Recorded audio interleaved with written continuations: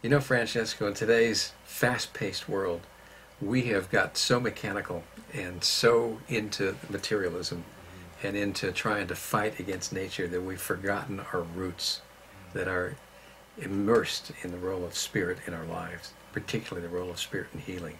This is a heavy subject because I think a lot of people shy away from what that idea of spirit and healing because they seem diametrically opposed concepts. Right, and I also feel like they don't understand it.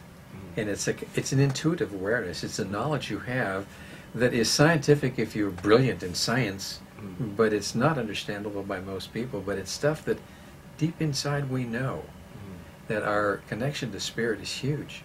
Our connection to all that there is in the universe is inseparable. And if we operate that way and honor it, then we have a chance to tap into those powers.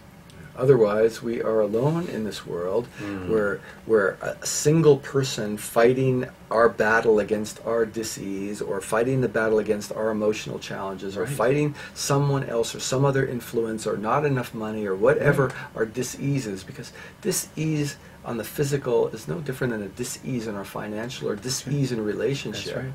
We actually fight against Mother Nature. Yeah. We fight against the essence of who we are. And I think that's the spirit part of healing. Because if we say spirit, we mean, for me, I hear spirit as what connects us all together. What connects this together? What connects mind with body? What connects body and spirit and emotion? And how do we use those connections that we have with spirit to be able to help us to feel more at peace, more comfortable, more connected, so that we can actually get well with our belief system? Because what we think has a powerful effect on our biochemistry and on our physiology. And it's actually prophesizes what's going to happen in the future to us. You think negative things, you're going to find a world that has negative things in it.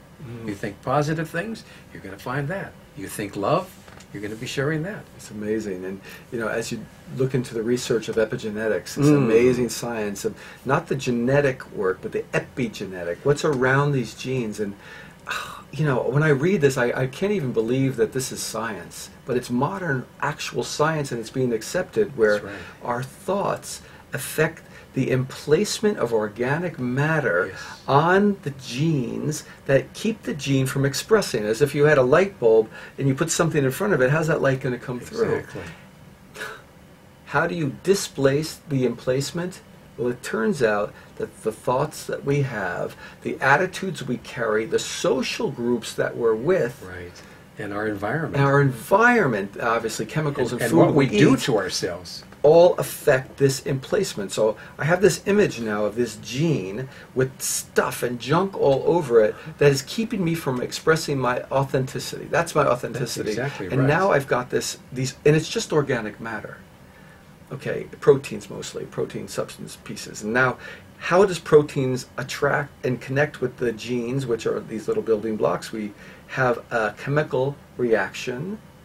Chemical connections are energetic connections. controlled by energy. Controlled by energy. Every electron, there's no chemical reaction, I studied enough in school to know, no chemical reaction without electrons creating these bonds, right? Or with emission and absorption of light of different frequencies. It's really interesting. We have such influence over light and energy. With our thoughts, and our lifestyle. That's the spirit part of healing. So when we say, what's the spiritual component of healing, it's that in the middle of science right now. So what's the role of spirit in healing? Oh my God, it's everything. Everything we think, everything that we say, every bit of food we eat and how we eat it, every action that we take. Did you go to the bank and take out that deposit with a negative sense of fear and angst that you might not have enough? What's going to happen? Every bit of that money that you touch is carrying an energy, and you wonder why your stress creates a heart palpitation. Well, we know this from physical experiments too. I know Beverly Rubik did some studies with Leonard Lasko. And they looked at the effect that they could have on cultures of bacteria, and they would love one or hate one. And the ones they loved flourished, the ones they hate didn't. And you're going, what? What you think has that powerful an effect on living things in our environment?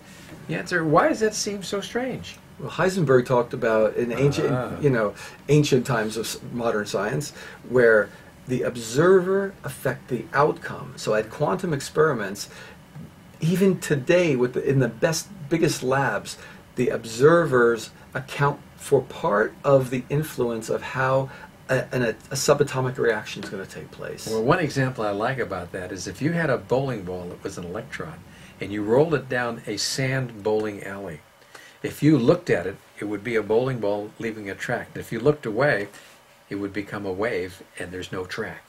So there's obviously a lot to do with whether or not you're engaged with your thoughts, with what's happening. And we forget that. And that's where the role of spirit and healing becomes such a big thing. Our faith in what we think of ourselves really is a self-fulfilling prophecy. That's right. Because if my thoughts can affect this gene expression, if my thoughts can affect the chemical reactions in my body, if my thoughts can affect my endocrine system, Oh, everything. and let's system. just go to the most basic thing, that if you get nervous, your body changes the way it reacts, right? We know how we Absolutely. sweat when we get nervous. It even changes your bio physically. Your physical body will affect that.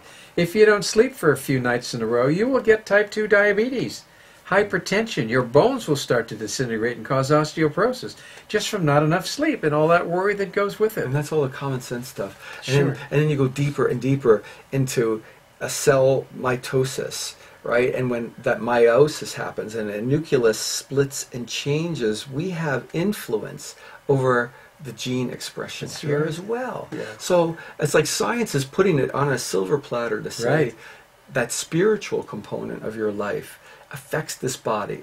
If your skin cells are changing every day, if you're replicating your liver cells every week, if all these cells in your body are replicating, that means you're influencing all the new cells that are being created. And every few months, everything in your body changes. And you've influenced that new body. Absolutely. What is your new body going to look like? What's my new body going to look Right. like? How's it going to serve you? How is it going to serve me? And so spirit and healing says, I have to take this into account. I can no longer say that I am just going to move along in life and get older and die and then be pissed off about that process. I'm going to say, what can I contribute to that new body? Yeah. That new body I'm going to have next week, 2 weeks from now, next year. Who do I want to look like 5 years from now? Yeah. I find it stunning, absolutely stunning, that in modern medicine, we basically eliminate the role of spirit and healing. And yet when you have this conversation like this, it is so obvious in so many ways that the role of spirit and healing is colossal. And why would you want to ignore that just because you don't understand the biophysics of how it unfolds? Yeah. It's that kind of humility, trust, faith, expectations that change how reality can be for you. Yeah, you know, and I understand because it's not a perfect science, and we can talk about role of Science, spirit yeah. in the sense that I can't guarantee you that you change your mind and you're going to get this exact result. No. But what I can guarantee you, that you change your mind, your spirit, you will get a result, Yeah. and it will be quite in line with where your intentions are.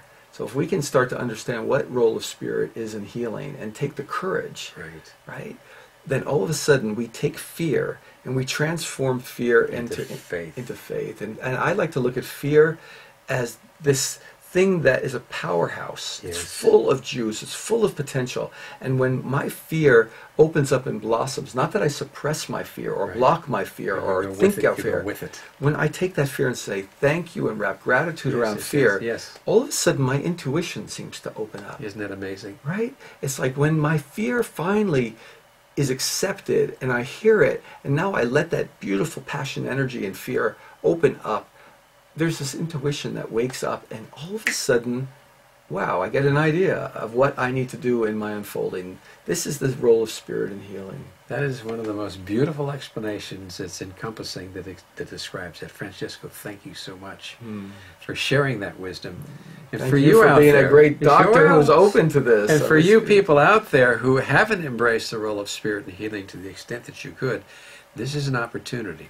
And this site will give you example after example. We have hundreds and hundreds of videos and audios that talk about the role of spirit in healing. Really, we're really trying, and there'll be more and more as we all work together, and as people fill in these assessments and surveys, and we find out what people want. I mean, that's the goal of really making this site something that serves everybody in a really positive way. Yeah. Thank you so much. Thank you, Len.